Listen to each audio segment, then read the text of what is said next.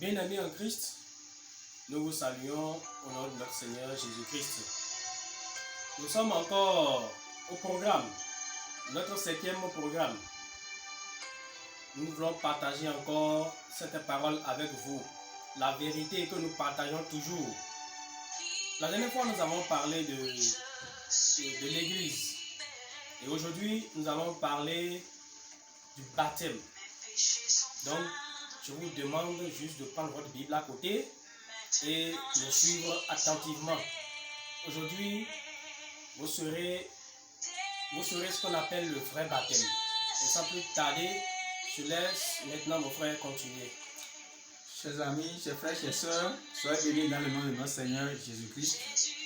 Et aujourd'hui, nous voulons encore parler de la parole de Dieu. Nous voulons parler aujourd'hui du baptême. Vous allez faire beaucoup attention, le frère a dit tout à l'heure, nous allons vous faire comprendre ce qu'est le vrai baptême. Si le frère a dit le vrai baptême, c'est parce qu'il y a des faux baptêmes qui se effectuent dans le monde. C'est parce que les gens ont été mal baptisés. Et ce baptême qu'ils font, ça va les conduire directement en enfer. Le Seigneur Jésus-Christ va nous dire dans le livre de Marc chapitre 16, le verset 15 à 16, « Celui qui croira et qui sera baptisé sera sauvé. Celui qui croira et qui sera baptisé sera sauvé. » Vous devez aussi noter a priori qu'il y a certaines personnes dans le monde qui vont vous dire que pour être sauvé, que le baptême n'est pas nécessaire. C'est des gens, c'est un message qui ne vient pas de Dieu. C'est un enseignement qui ne vient pas de Dieu.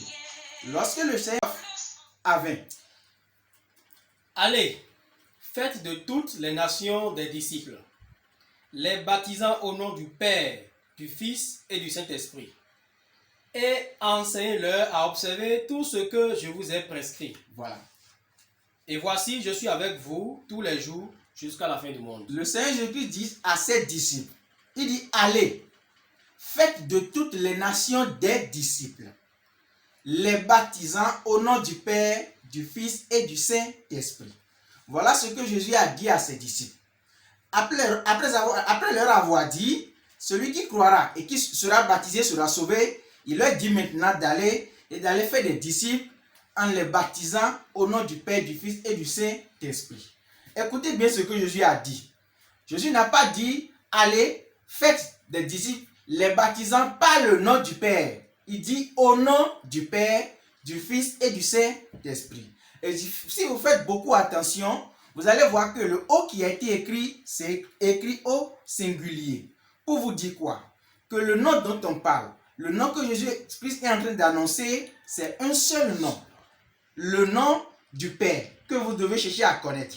Le nom du Fils que vous devez chercher à connaître. Et le nom du Saint-Esprit que vous devez chercher aussi à connaître. Ce que Jésus a dit, ce n'est pas quelque chose à prendre à la lettre. Jésus-Christ a parlé en parabole avec ses disciples. Et il faut que l'Esprit, le consolateur, qui leur a déjà promis, ce consolateur vienne maintenant pour leur expliquer ce qu'il est en train de leur dire dans le livre de Matthieu chapitre 28.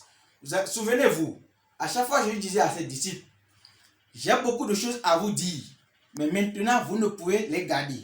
Mais lorsque je m'en serai allé et que je vous enverrai le Saint-Esprit, c'est-à-dire le consolateur, il vous conduira dans toute la vérité. Lorsque vous lisez le livre de Jean chapitre 16, le verset 12, vous allez voir. C'est ce que Jésus dit à ses disciples.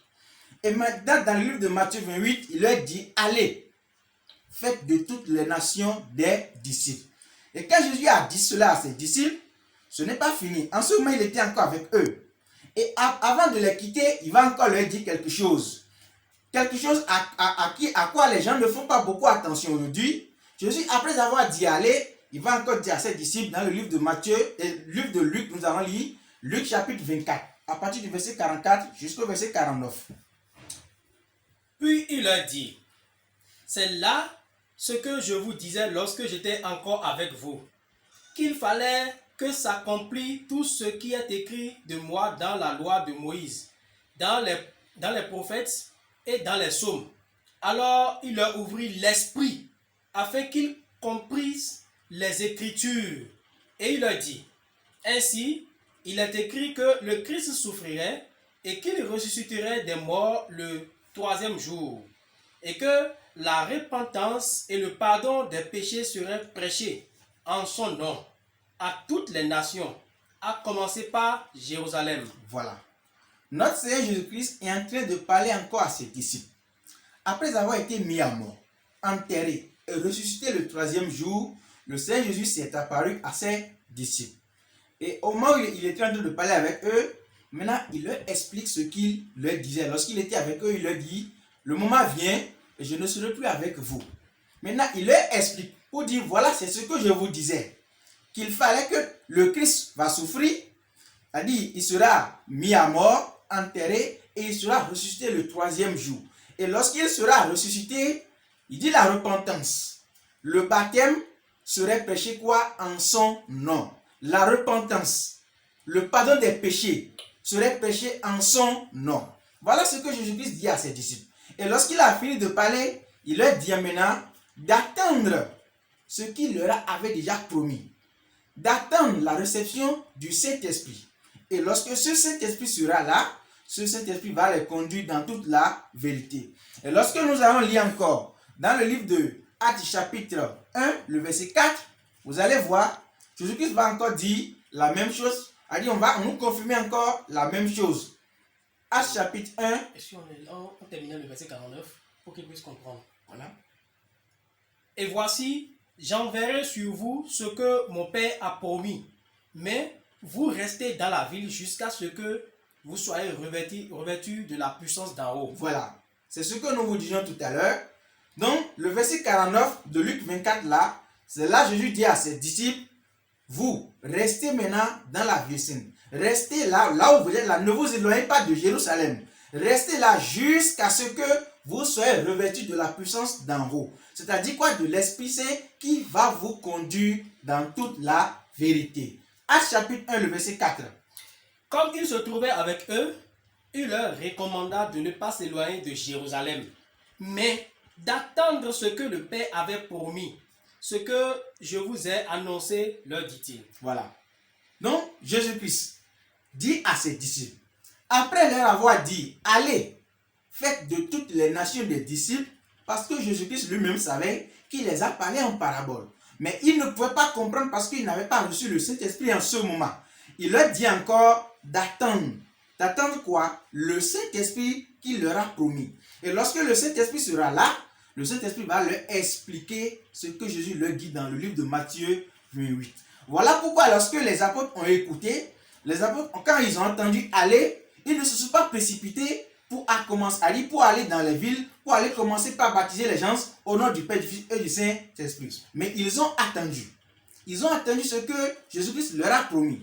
Ils ont attendu le Saint-Esprit, le consolateur, qui va les conduire dans toute la vérité.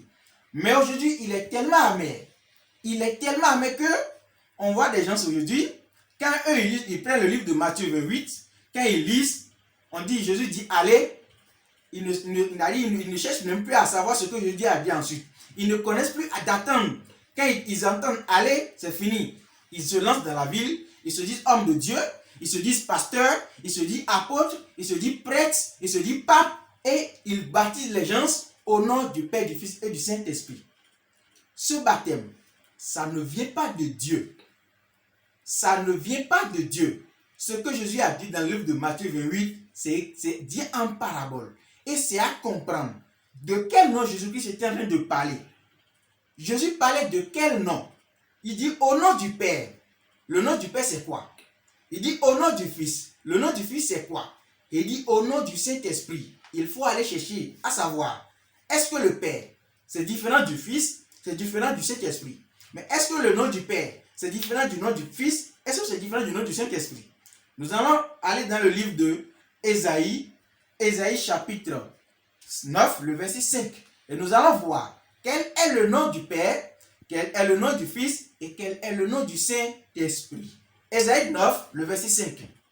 Car un enfant nous est né, un fils nous est donné, et la domination reposera sur son épaule. On l'appellera admirable, conseiller, Dieu puissant, Père éternel, Prince de paix. Voilà. Ésaïe nous dit, Ésaïe annonce la venue de notre Seigneur Jésus-Christ dans le monde. Avant que le Seigneur Jésus-Christ ne naisse, Ésaïe l'a annoncé. Il dit, car un enfant nous est né, un fils nous est donné. Cet enfant, ce fils qui nous est donné, on va l'appeler admirable. Il dit conseiller. Quand on dit conseiller, ça voudra dire quoi? Celui qui te donne le conseil, c'est ton conseiller. Et le conseiller voudra dire encore quoi? Le consolateur. Celui qui te console, c'est lui le conseiller. Et on nous dit ici que le fils qui est né, c'est lui le consolateur. Or, Jean 16 nous disait tout à l'heure que le consolateur que Jésus a promis, c'était ça l'Esprit. L'Esprit Saint, l'Esprit de vérité qui doit venir sur les apôtres. Donc nous comprenons par là que le Fils qui est né, le Fils que nous connaissons tous, qui est Jésus-Christ, c'est lui encore le consolateur. C'est lui l'Esprit de vérité qui doit venir encore sur les apôtres. On dit on va appeler ce Fils-là Père éternel, Dieu puissant. La Bible nous dit, dans le livre d'Ésaïe 45, le verset 5, qu'il y a un seul Dieu, un seul et unique Dieu. Et à part lui, il n'y a point de Dieu. Et on nous dit ici que le Fils qui est né, le Fils qu'on nous a donné, le Fils que nous connaissons tous, on va l'appeler Dieu puissant. Chers amis, chers frères, ne vous laissez pas tromper. Il y a un seul Dieu. Il n'y a pas de Trinité dans la Bible. Il n'y a pas de Trinité, il n'y a pas de trois dieux en un dans la Bible. Il y a un seul Dieu. Ésaïe 45, le verset 5, il y a un seul Dieu qui s'est manifesté en trois choses. C'est-à-dire, il s'est manifesté comme le Père, il s'est manifesté comme le Fils et il s'est manifesté comme le Saint-Esprit. Donc vous, qui êtes trinitaires, vous les adeptes de la Trinité, vous devez vous repentir pour venir à la doctrine des apôtres. Dans la Bible, il y a la divinité. La divinité, et c'est Jésus-Christ qui est le divin Dieu, qui est le seul et unique Dieu. On nous dit que ce Fils qui est né, on va encore l'appeler quoi? Père éternel. Père éternel. Nous savons qu'il y a un seul Père éternel. Le Fils sera appelé le consolateur. Il sera appelé Dieu puissant. Il sera appelé Père éternel. Et le prince de la paix. Voilà pourquoi lorsque Jésus était avec ses disciples, il dit, je vous donne ma paix. Je ne vous la donne pas comme le monde la donne. Parce que Jésus est le prince de la paix. C'est lui qui donne la paix. Donc, la Bible nous dit clairement que le Fils qui est né, le Fils, lorsque l'ange est apparu à Joseph et à Marie, lorsque vous lisez le livre de Luc chapitre 1, l'ange dit à Joseph et à Marie, dit, ta femme, l'ange parlait à Joseph et dit, ta femme t'enfantera un fils et tu lui donneras le nom de Jésus. Donc le nom du Fils, c'est Jésus. Le nom du Père, c'est Jésus. Parce que Ésaïe vient de nous dire tout à l'heure que le Père, c'est lui qui est encore le Fils. Le nom du Saint-Esprit, c'est Jésus. Ésaïe nous dit que le consolateur, c'est lui qui est encore le Fils. Si le nom du Père, c'est Jésus, le nom du Fils, c'est Jésus, et le nom du Saint-Esprit, c'est Jésus, voilà ce que Jésus-Christ est en train de dire aux apôtres dans le livre de Matthieu chapitre 28. Il dit, allez baptiser. Au nom du Père. Le nom du Père, c'est Jésus, la Bible a dit. Au nom du Fils. Le nom du Fils, c'est Jésus. Au nom du Saint-Esprit, et le nom du Saint-Esprit, c'est encore Jésus. Jésus parle en parabole. Et ces disciples, ils vont comprendre, lorsque le Saint-Esprit va descendre sur eux, il va leur révéler ce que Jésus leur disait dans le livre de Matthieu 28. Nous allons lire Actes chapitre 2, à partir du verset 37 au verset 38. Et nous allons écouter ce que l'Esprit a révélé aux apôtres. Lorsque le Saint-Esprit est descendu, lorsque le consolateur est venu sur les apôtres, nous allons écouter ce que l'apôtre Pierre a déclaré. Actes chapitre 2, le verset 37 à 38. Après avoir entendu ce discours, il eut le cœur vivement touché. Et il dit à Pierre et aux autres apôtres, hommes frères, que ferons-nous? Pierre leur dit, repentez-vous et que chacun de vous soit baptisé au nom de Jésus-Christ pour le pardon de vos péchés et vous recevrez le don du Saint-Esprit. Pierre leur dit, écoutez chers amis, repentez-vous. On dit, après avoir écouté, après avoir entendu le discours que Pierre a prononcé, ils se sont posé la question, ils disent, mais hommes frères, que ferons-nous? Lorsque les gens ont fini d'écouter l'évangile, le jour de Pentecôte, vous maîtrisez correctement l'histoire, lorsque le Saint-Esprit est descendu, les apôtres et les 120 disciples étaient dans la chambre haute, le Saint-Esprit est descendu. Et ceux qui étaient en séjour à Jérusalem, parce que c'était la fête de Pentecôte, les gens sont venus.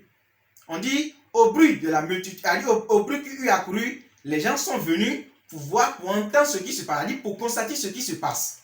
Et c'est là, ils ont commencé par murmurer. Et après, Pierre a pris la parole. Pierre a pris la parole parce que c'est à lui la promesse a été faite. C'est à lui Jésus a dit, je vais confier les clés du royaume des cieux. Voilà pourquoi c'est Pierre qui a pris la parole. Nous vous l'avons déjà expliqué dans notre vidéo précédente. Et quand Pierre a pris la parole, les gens ont posé la question pour dire, mais qu'est-ce que nous allons faire? Après avoir écouté, Pierre leur dit, repentez-vous et que chacun de vous soit baptisé au nom du Seigneur Jésus-Christ pour le pardon de vos péchés. Et vous recevrez quoi? Le don du Saint-Esprit. Lorsque Pierre a parlé, je crois que Philippe était présent, Matthieu était présent, Jean était présent, les autres apôtres étaient présents, mais aucun des autres apôtres n'a dit, Pierre, arrête, Pierre, stop. C'est pas ce que le Seigneur Jésus-Christ nous a dit ça. C'est pas ce que Jésus nous a dit dans le livre de Matthieu 28 ça. Ils n'ont pas dit ça. Mais ils ont compris que, l'Esprit de Dieu qui est descendu sur Pierre, eux-mêmes, ils ont reçu aussi cet esprit et ils ont compris que voilà ce que Jésus nous disait dans le livre de Matthieu 28. Voilà, c'est ça l'esprit de vérité est venu leur révéler dans le livre de Actes 2 maintenant. Et ceux qui vont croire à cette parole, lorsque vous lisez les versets 41 au verset 42, on va nous dire que ceux qui ont cru à leur parole ont été baptisés. Ils ont été baptisés au nom du Seigneur Jésus-Christ pour le pardon de leurs péchés. Voilà pourquoi, pour être sauvé, pour avoir le salut, il faut la repentance. C'est-à-dire, vous vous détournez de tout ce que vous croyez comme étant le bon chemin, l'adoration de Dieu, tout ce que nous vous avions expliqué dans nos vidéos précédentes, la donation des dîmes, l'attachement aux œuvres de la loi, vous devez vous repentir de tout cela. Et lorsque vous vous repentez de tout cela, maintenant on va vous baptiser au nom du Seigneur Jésus-Christ pour le pardon de vos péchés. Et vous devenez des hommes saints, vous devenez irréprochables, vous devenez des enfants de Dieu, sans péché. Parce que Jésus a été à la croix pour nous une seule fois et il nous a pardonné une seule fois. Et lorsque vous faites cela, vous êtes maintenant enfants de Dieu. Vous savez pourquoi? Lorsque vous rentrez dans toute la Bible, vous n'allez voir aucun enfant de Dieu, aucun disciple et aucun apôtre qui a plongé quelqu'un dans l'eau au nom du Père, du Fils et du Saint-Esprit, parce que ce baptême, ça ne vient pas de Dieu. C'est une malcompréhension de ce que vous avez dit, de la parole que vous prenez, de Matthieu 28. Vous n'avez pas reçu l'Esprit de Dieu pour comprendre les choses de Dieu. Vous devez écouter ceux qui ont reçu l'Esprit de Dieu. Vous devez écouter la vérité pour pouvoir se conformer à la véritable doctrine des apôtres. Et lorsque nous allons dans la Bible, et nous allons lire dans le livre de Actes chapitre 8, le verset 16, vous allez voir le baptême que Philippe a fait. Car il n'était encore descendu sur aucun d'eux. Il avait seulement été baptisé au nom du Seigneur Jésus. Voilà. Donc, oui, lisez. Alors, Pierre et Jean leur imposaient les mains et ils reçurent le Saint-Esprit. Voilà. C'est déjà bon. On dit, les gens avaient cru, mais ils n'avaient pas encore reçu le Saint-Esprit. Mais ils avaient été baptisés. Ils ont été baptisés en quel nom? Ils avaient seulement été baptisés au nom du Seigneur Jésus-Christ. Mais ils n'avaient pas encore reçu le Saint-Esprit. Mais lorsque Pierre leur a imposé les mains, ils ont maintenant reçu le Saint-Esprit. On n'a pas dit qu'ils ont été baptisés au nom du Père, du Fils et du Saint-Esprit. Aucun enfant de Dieu, aucun disciple n'a fait cela. Aucun apôtre de Jésus n'a baptisé quelqu'un au nom du Père, du Fils et du Saint-Esprit. Lorsque nous allons continuer dans le livre de Actes, toujours le chapitre 8, nous allons aller au verset 35, nous allons voir. Alors, Philippe ouvra la bouche et commençant par ce passage, lui annonça la bonne nouvelle de Jésus. Comme ils continuaient leur chemin, ils rencontraient l'eau. Et l'eunuque dit, « Voici de l'eau. Qu'est-ce qui empêche que je ne sois baptisé ?» Philippe dit, « Si tu crois de tout ton cœur, cela est possible. » L'eunuque répondit, je crois que Jésus-Christ est le Fils de Dieu. Il fit arrêter le char. Philippe et l'eunuque descendirent tous deux dans l'eau et Philippe baptisa l'eunuque. Amen. Amen. Donc, on dit que Philippe que vous connaissez, et l'eunuque éthiopien que vous connaissez, Philippe l'a baptisé au moment où l'Éthiopien était encore sur la voie. Le Seigneur Jésus-Christ a parlé à Philippe. L'ange a dit, l'Esprit de Dieu, l'ange de Dieu est venu parler à Philippe pour dire, va sur tel chemin, va sur telle voie, tu vas voir telle personne et tu vas lui prêcher l'évangile. Philippe est allé, conformément à ce que l'Esprit lui a dit, il a prêché l'évangile à l'eunuque éthiopien. Quand il a cru, on dit, quand ils allaient, ils rencontraient de l'eau. Et Philippe baptisa l'Éthiopien. Pour vous dire encore quoi? Aujourd'hui, vous allez entendre des gens, ils vont vous dire, lorsque vous croyez au Seigneur, vous devez suivre d'abord l'enseignement sur le baptême. Vous devez suivre les cours de baptême. On va vous voir votre conduite pour voir si vous aviez cru réellement. L'enseignement là ne vient pas de Dieu, mais ça vient de Satan. Cet enseignement ne vient pas de Dieu. Jésus-Christ dit dans le livre de Matthieu 28, allez faire des disciples, les baptisant et enseigner. Les baptisants, vous les baptisez et ensuite vous les enseignez. C'est après le baptême qu'on reçoit les enseignements. C'est pour cela, lorsque vous prenez Philippe ici, lorsqu'il a rencontré l'eunuque éthiopien, ils étaient sur le chemin. Quand il a cru, automatiquement, il a été baptisé. Il a été plongé dans l'eau. Le baptême se fait par immersion. Le baptême ne se fait pas par aspersion, comme le font aujourd'hui des démoniaques, comme le font aujourd'hui des gens qui se disent hommes de Dieu, des gens qui se disent apôtres, des gens qui se disent pasteurs, des gens qui se disent papes, des gens qui se disent prêtres. Ils ne sont pas de Dieu. Ils ne viennent pas de Dieu. Vous devez les fuir. Vous devez les quitter pour avoir le salut. Si vous vous intéressez, si vous vous souciez de votre âme après la mort, vous devez fuir ces gens-là. L'apôtre Paul nous dit, éloignez-vous d'eux, séparez-vous d'eux. Je reviendrai à vous, vous serez pour vous un père et vous serez pour moi des fils et des filles, dit le Seigneur. Nous allons encore voir l'apôtre Paul dans le livre de Actes chapitre 19. L'apôtre Paul a encore fait des baptêmes. Pendant qu'Apollo était à Corinthe, Paul, après avoir parcouru les hautes provinces de l'Asie, arriva à Éphèse. Ayant rencontré quelques disciples, il leur dit, « Avez-vous reçu le Saint-Esprit quand vous avez cru ?» Il répondit, « Nous n'avons pas même entendu dire qu'il est un Saint-Esprit. » Il dit, « De quel baptême avez-vous été baptisé ?» Et il répondit, « Du baptême de Jean. » Alors Paul dit, « Jean a baptisé du baptême de repentance, disant au peuple de croire en celui qui venait après lui, c'est-à-dire en Jésus. » Sur ces paroles, il fut baptisé au nom du Seigneur Jésus. Voilà. L'apôtre Paul a rencontré des disciples de Jean et il leur a demandé, avez-vous reçu le Saint-Esprit? Ils ont dit, mais nous n'avons même pas entendu dire qu'il y a un Saint-Esprit. Paul leur a demandé, de quel baptême avez-vous été donc baptisés? Ils ont répondu, du baptême de Jean. Lorsque Jean était en mission, ils ont écouté la parole de Jean et Jean les a baptisés. Et Paul leur explique, il dit, mais Jean a fait un baptême de repentance. Et il disait au peuple de croire en celui qui va venir après lui, c'est-à-dire quoi? Notre Seigneur Jésus. Lorsque tu vas vers Jean, au cours de sa prédication, quand tu crois en ce qu'il te dit, il te plonge dans l'eau, il ne prononce aucun nom. Il dit, tu crois en celui qui vient après moi, quand tu dis je crois, il te plonge dans l'eau. C'est ça qu'on appelle baptême de repentance. Mais lorsque le Seigneur Jésus est venu, il a été sur la croix, le Seigneur nous a amené le baptême du salut. Et on dit sur ces paroles, l'apôtre Paul les a baptisés au nom du Seigneur Jésus. On n'a pas dit l'apôtre Paul les a rebaptisés, mais on dit l'apôtre Paul les a baptisés parce qu'ils n'avaient pas reçu le baptême de salut. Ils n'avaient donc jamais été baptisés conformément à la doctrine des apôtres. Voilà pourquoi l'apôtre les a baptisés et après leur avoir imposé les mains, ils ont reçu quoi? Le Saint-Esprit.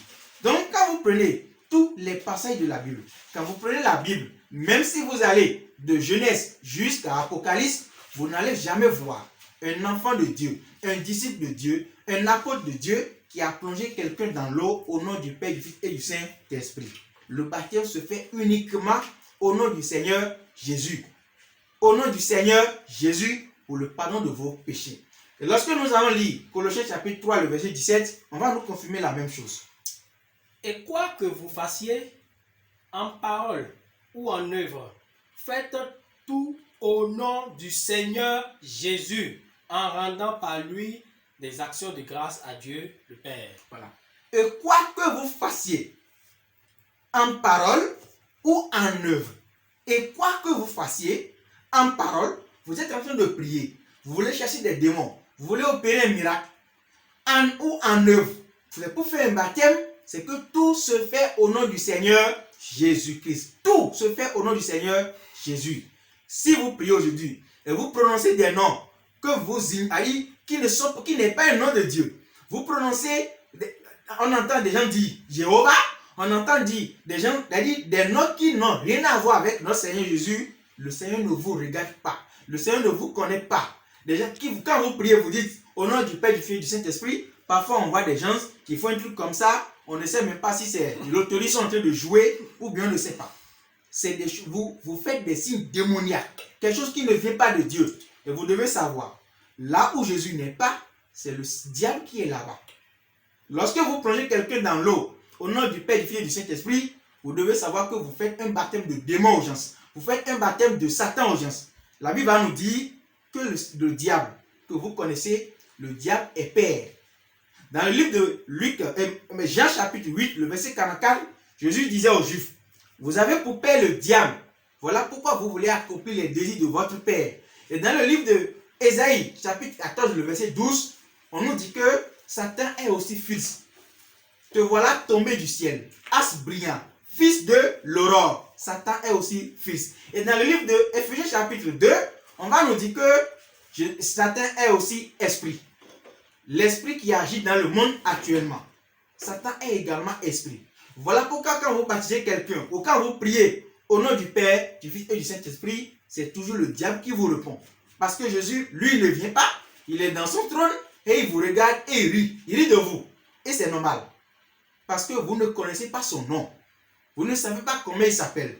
Quand les gens disent Jéhovah, vous devez noter que le nom de Jésus, ou bien le nom de Dieu n'est jamais Jéhovah. Jéhovah Jireh, c'est le nom du lieu sur lequel, ou bien la montagne sur laquelle Abraham devait sacrifier son fils Isaac. Dans le livre de Genèse chapitre 22, le verset 14, quand vous lisez, vous allez voir, c'est Abraham qui a donné à un lieu, à une montagne, le nom de Jéhovah Jireh. Ce n'est pas le nom de Dieu. Voilà, chers amis, chers frères, chers sœurs, vous qui nous suivez en ce moment, le baptême se fait uniquement au nom du Seigneur Jésus-Christ par immersion. Lorsque quelqu'un croit, il se fait baptiser. Quand tu crois maintenant, tu te fais baptiser automatiquement. Actes chapitre 22, le verset 16. Acte 22, le verset 16. Lorsque tu crois, il n'y a pas un coup de baptême à suivre. Allez-y. Et maintenant, que t'as-tu? Lève-toi, sois baptisé et lavé de tes péchés en évoquant le nom du Seigneur. Voilà. Lorsque quelqu'un croit, lorsque vous prêchez l'évangile à quelqu'un, lorsque les apôtres ont prêché l'évangile, lorsque les premiers chrétiens ont prêché l'évangile, quand quelqu'un croit, il se fait baptiser automatiquement. Même si c'est à minuit, même si c'est à 2 h du matin, même si c'est à midi pile, à n'importe quelle heure, quand il croit, il se fait baptiser. Il n'y a pas de coup de baptême. C'est des enseignements qui viennent du diable. Ça ne vient pas de Dieu. Donc, voilà ce qu'on appelle baptême selon la doctrine des apôtres. Et où que vous soyez, dans n'importe quelle dénomination que vous êtes, vous devez sortir pour venir à la véritable doctrine des apôtres pour le salut de vos âmes. Nous vous remercions. Je vais laisser la parole encore à mon frère. Bien-aimés, je vous remercie de nous avoir suivis. Et je sais que vous avez entendu. Et je dis toujours une chose à la fin. Si vous êtes de Dieu, vous viendrez à Dieu. Parce que il est écrit, mes brebis entendent ma voix et ils viennent à moi. Si vous êtes de Dieu, alors tout ce que vous avez entendu aujourd'hui, mettez ça en pratique et vous serez sauvés. Vous serez sauvés. Le Seigneur Jésus-Christ vous sauvera. Vous n'allez plus aller vers le diable. Tout ce que vous avez entendu aujourd'hui, mettez ça en pratique. Si vous n'avez pas compris, rejouez la vidéo. Nous avons laissé nos contacts. Vous pouvez voir ça déjà au début, lorsque nous avons commencé. Nous avons laissé nos contacts. Si vous ne comprenez pas quelque chose, faites-nous signe, écrivez-nous par WhatsApp ou appelez-nous. Nous sommes au Bénin. C'est le frère Évariste et le frère Jules de l'église du Bénin, précisément à Parakou, parce que nous sommes à Parakou. Merci de nous avoir suivis. Merci bien. Je pense que le frère a quelque chose à dire. Voilà, Jésus nous dit, celui qui croira et qui se fera baptiser sera sauvé.